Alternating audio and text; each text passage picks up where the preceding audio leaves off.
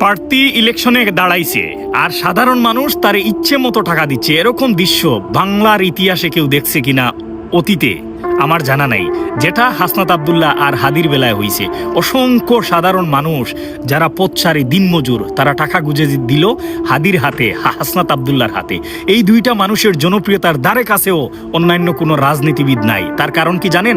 সাহস, তাদের প্রজ্ঞা, তাদের দক্ষতা, তাদের মেধা, তাদের যে নেতৃত্বের গুণ এই অল্প বয়সে, এটা প্রশংসার দাবি রাখে।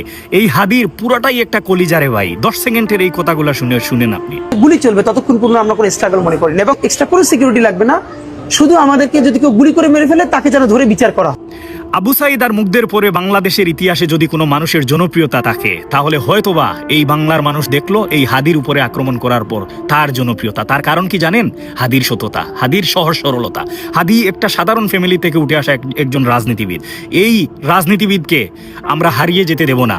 তারকে হত্যার জন্য যে গুলি চালালো, এই সন্ত্রাসীকে দ্রুত আইনের আওতায় না আনলে হাদির মতো অসংখ্য সাহসী রাজনীতিবিদ বাংলাদেশের রাজনীতি করা ছেড়ে দেবে, রাজনীতি থেকে মুখ ফিরিয়ে নেবে।